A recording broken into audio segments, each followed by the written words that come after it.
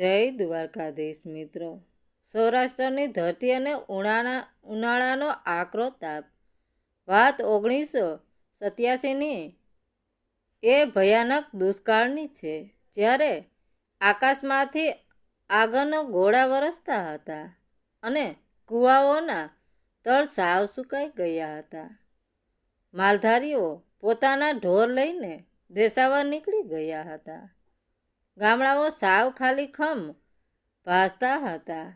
આવા કાળઝાળ દુકાળમાં 70 વર્ષના વૃદ્ધ અને વિધવા કેસરબા પોતાના વતન મોટા ગોરડાકા ગામે પાછા ફર્યા. 50 વર્ષે પહેલાં આ ગામમાંથી તેમની ડોલી ઉઠી હતી. જે લીલાછમ ગામમાં તેઓ પરણીને ગયા હતા, તે ગામ પણ આ દુષ્કાળમાં ઉજળ થઈ ગયું હતું. દીકરાઓ શહેરમાં મજૂરી કરવા જતા રહ્યા હતા અને કેસરબા પોતાના અંતિમ શ્વાસ વતનની માટીમાં લેવા માટે પાછા ફર્યા હતા. ગામને પાદરે પહોંચતા જ કેસરબાની આંખો ફાટી ગઈ. આખું ગામ તરસથી તડફડતું હતું, પણ ગામના સીમાડે આવેલા એક મોટા પીપળાના ઝાડ નીચે લોકોની ભીડ હતી. ત્યાં એક મોટી વાવ હતી, જેમાં આ ભયાનક દુષ્કાળમાં પણ છલોછલ મીઠું જળ ભરેલું હતું. લોકો તેને કાનજીની વાવ કહેતા. કેસરબાના કાનમાં કાનજી નામ પડતા જ 50 વર્ષ જૂનો ભૂતકાળ એક ચલચિત્રની જેમ તેમની આંખો સામે તરવરી ઉઠ્યો. કેસર એ ગામના સૌથી મોટા અને સુખી પટેલની દીકરી હતી, જ્યારે કાનજી જ ગામનો એક સાવ ગરીબ જમીન વિહોણો ખેતર મજૂર હતો. બંને બાળપણમાં સાથે ધૂળમાં રમ્યા હતા. કાનજી સાવ ઓછું બોલતો, પણ તેની આંખોમાં કેસર માટે એક એવો મૂંગો અને પવિત્ર પ્રેમ હતો, જેણે ક્યારેય કોઈ અપેક્ષા કે હકની ભાષા નહોતી શીખી. પોતાની ગરીબી અને કેસરના આબરૂદાર પરિવાર વચ્ચેનો ભેદ કાનજી બહુ નાની ઉંમરે સમજી ગયો હતો.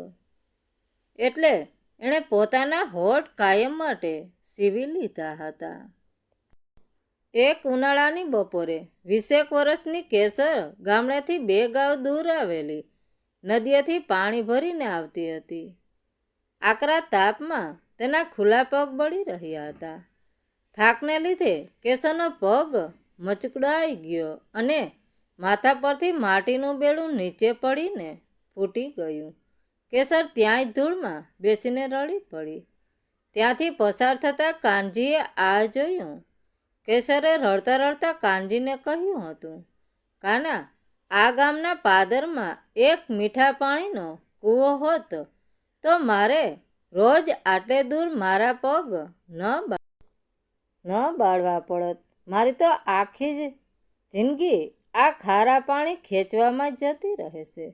કેસર તો રડીને ઊભી થઈ ગઈ, પણ એના એ શબ્દો કાનજીના હૃદયમાં કાળમીટ પથ્થર પર પડેલા લશ્કરાની જેમ કોતરાઈ ગયા.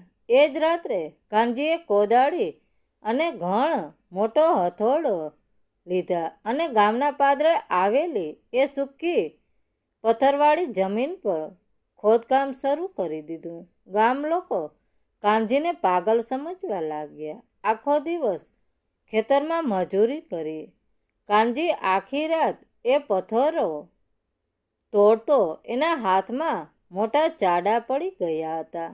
લોહી નીકળવા લાગ્યું, પણ એનું ખોદકામ ન અટક્યું. થોડા મહિનાઓ પછી કેસરના લગ્ન દૂરના એક સુખી ગામમાં નક્કી થઈ ગયા. લગ્નનો દિવસ આવ્યો. આખા ગામમાં શરણાઈઓ ગુંજી રહી હતી. કેસર સોળે શણગાર સજીને મંડપમાં બેઠી હતી, પણ એની નજરો ક્યાંક કાનાને શોધી રહી હતી. એક અત્યંત સિનેમેટિક અને કરુણ દ્રશ્ય ગામના પાદરે ભજવાઈ રહ્યું હતું.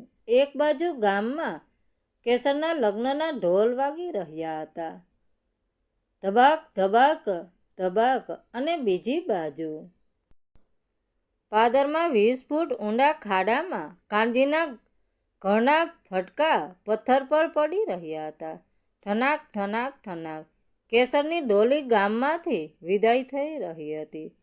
ડોલી વાવ પાસેથી પસાર થઈ, પણ કાનજી બહાર ન આવ્યો. એને ખબર હતી કે જો એ કેસરને જોશે તો એનો સંકલ્પ તૂટી જશે. એના આંસુ એ પથ્થરો પર પડતા રહ્યા અને એનો ઘણ ચાલતો રહ્યો.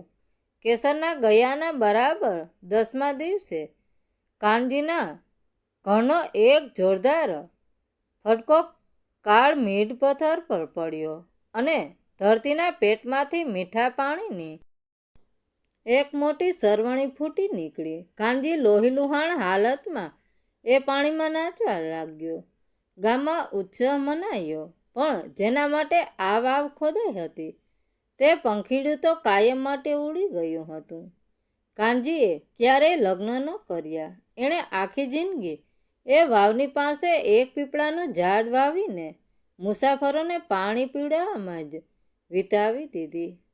વતનમાં પાછા ફરીએ. 70 વર્ષના વૃદ્ધ કેસરબા ધીમા પગલે એ કાનજીની વાવ પાસે પહોંચ્યા. એમની નજર પીપળાના ઝાડ નીચે ગઈ. ત્યાં એક અત્યંત વૃદ્ધ આંખે ઝાંખપ આવી ગઈ હોય તેવો માણસ બેઠો હતો. એ કાનજી હતો. સમય ભલે એના શરીરને ખાઈ ગયો હતો, પણ એના ચહેરા પર એક અજબની સાધુતા હતી. કેસરબાઈએ વાવમાંથી લોટો ભરીને પાણી પીધું. પાણી ગળાની નીચે ઉતર્યું અને કેસરબાને લાગ્યું કે આખી જિંદગીમાં એમણે આવું મીઠું અને અમૃત જેવું પાણી ક્યારેય નહોતું પીધું. પાણી પીતા એમની નજર વાવના પથ્થર પર ગઈ. ત્યાં એક નાનકડી અર્ધ ગોળાકાર કોતરણી હતી. બાળપણમાં કાનજી માટીમાં બરાબર આવું ચિત્ર કેસર માટે દોરતો હતો. કેસરબાના હાથમાંથી લોટો છૂટી ગયો. એમના આખા શરીરમાં એક ભયાનક કંપન વહી ગયું. 50 વર્ષ પહેલા ફેંકવામાં આવેલો એક નાનકડો શબ્દ કોઈ માણસની આખી જિંદગીની તપસ્યા કઈ રીતે બની શકે, તે એમને આજે સમજાયું હતું. તેઓ ધ્રુજતા પગલે પેલા પીપળા નીચે બેઠેલા વૃદ્ધ કાનજી પાસે ગયા. કાનજીની આંખો હવે બરાબર જોઈ શકતી નહોતી, પણ કેસરબાના પગના ઝાંઝરનો અવાજ ભલે 50 વર્ષ પછી આવ્યો હતો. કાન એને તરત ઓળખી ગયા. કેસર કાનજીના મોંમાંથી એક અત્યંત ધીમો અને ધ્રુજતો અવાજ નીકળ્યો. કેસરબા એની સામે જમીન પર બેસી ગયા. એમની આંખોમાંથી ચોધારા આંસુ વહેતા હતા. કાના, તે આખી જિંદગી મારી એક નાનકડી વાત માટે ખર્ચી નાખી અને તે મને ક્યારેય કહ્યું પણ નહીં કે તું મને કેટલો. કેસરબાથી આગળ બોલાયું નહીં. એમના ગળે ડૂમો ભરાઈ ગયો.